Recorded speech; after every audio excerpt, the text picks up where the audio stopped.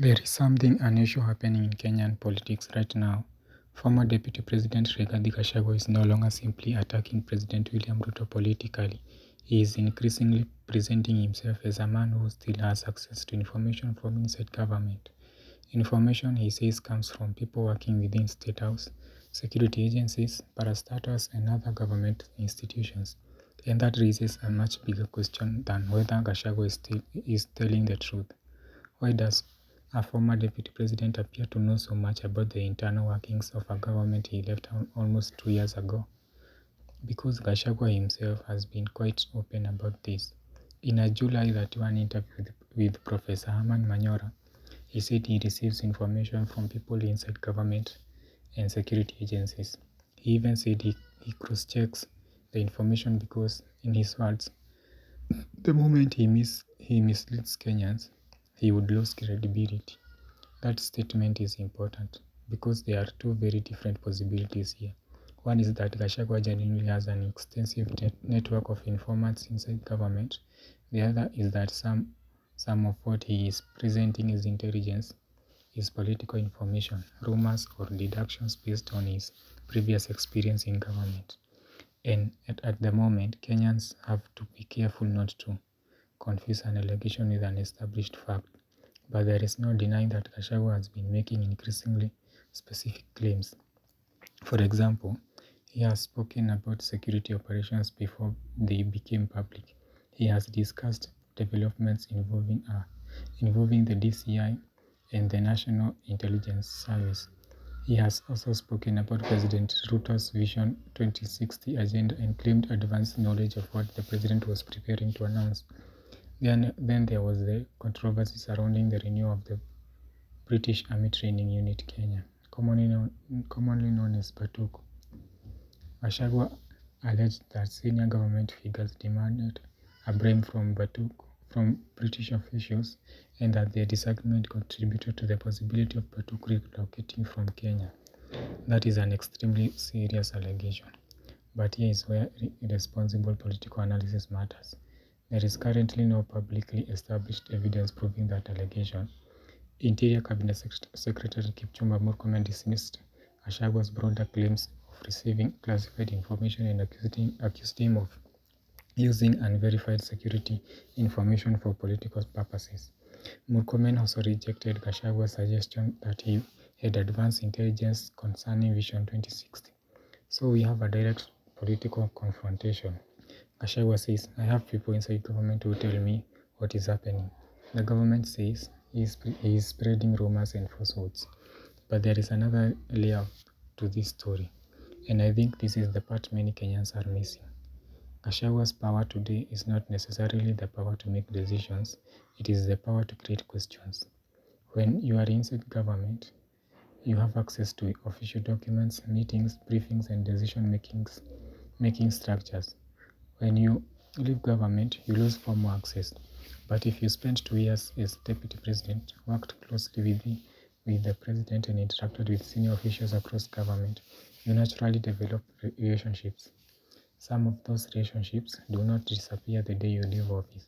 And politics everywhere in the world, works through networks. People move from one administration to another. Officials have friends in politics. Politicians have contacts inside institutions. Government employees talk to politicians. Information travels. That does not automatically mean the information is classified or accurate, but it does mean that it would be naive to assume that Gachagua suddenly became completely disconnected from government after his impeachment. I remember the political circumstances under which he left office. His relationship with President Ruto deteriorated dramatically, culminating in his impeachment in October 2024. The Senate upheld 5 of the 11 charges against him, and Kithure Kindiki subsequently became deputy president. Gachagua therefore left government with something most former politicians do not have: a very recent understanding of how that particular administration operates. He knows the personalities, he knows the institutions, he knows the political alliances, he knows how decisions are made, and perhaps most importantly, he knows how information moves within government. That makes his current political strategy extremely interesting because Gachagua is now turning his former insider status into political capital. Look at what happened in August. On August 11th, Gachagua made serious allegations concerning the security establishment, including claims relating to disappearances, shootings, and deaths. He specifically accused the DCI of being involved in or covering up criminal conduct. The DCI responded almost immediately, and the response was unusually strong. Their agency described his allegations as baseless and unsubstantiated and insisted that its investigations are guided by evidence and law rather than political consideration. It also provided updates on some of the cases Gachagua had mentioned. Now, notice what happened. Gachagua made the allegation. The security agency was forced to respond. The public debate shifted toward the conduct of security institutions, that is, political influence. Whether Gashagua's allegations are ultimately proven or disproved, he has succeeded in forcing institutions to explain themselves publicly. And this is where his strategy becomes dangerous, not necessarily for the government alone, but for the entire political system. Because national security information is not ordinary political ammunition. If a politician genuinely possesses credible evidence of wrongdoing by a government institution, the proper question should be, where is the evidence? Who can independently verify it? Has it been presented to Parliament? Has it been presented to investigators? Has it been taken to court? Because saying I have the people in NIS is not evidence. Saying I was told by someone inside government is not evidence. But equally, the government cannot simply dismiss every uncomfortable allegation by calling it politics. That would be equally dangerous. If Gachagua is wrong, institutions should demonstrate why he is wrong. If he has evidence, he should produce it.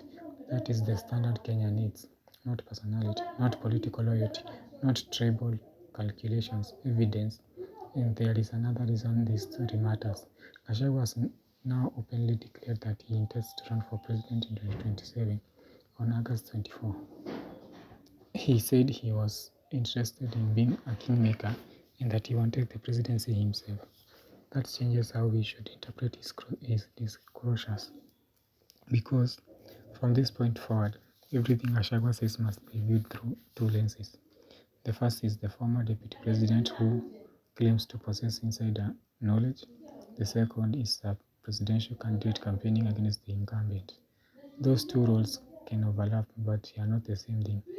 And that is why Kenyans should neither blindly believe Gachagua nor blindly dismiss him.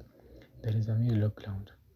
Listen, investigate, verify, and then make a judgment. Because perhaps the most significant development is not that Gachagua is talking. It is that he appears determined to keep talking. And the more specific his disclosures become, the greater the pressure will be on government institutions to answer them. At the same time, the greater the responsibility on Gachagua to distinguish between information he can substantiate and information he has merely received from political networks. Kenya has seen this movie before. Politicians fall out with the governments and suddenly begin revealing things they previously knew but never discussed publicly. Sometimes those revelations oppose genuine problems. Sometimes they are political weapons, and sometimes they are a mixture of both. That is why the real story here is not simply Gachagua is exposing Ruto's government. The deeper story is this. A former insider is now fighting the system from outside, using the knowledge, relationships, and networks he accumulated while he was inside it. And with the 2027 presidential contest now taking shape, that battle is only going to become more intense. So, when Rigathi Gachagua speaks, don't just ask, is he attacking Ruto? Ask the harder questions. What exactly does he know? How does he know it? Can it be independently verified? And perhaps most importantly, why are some people inside government apparently willing to keep talking to him? Because that is where the real story may be. Not in the speeches, not in the political insults, but in the networks behind the speeches.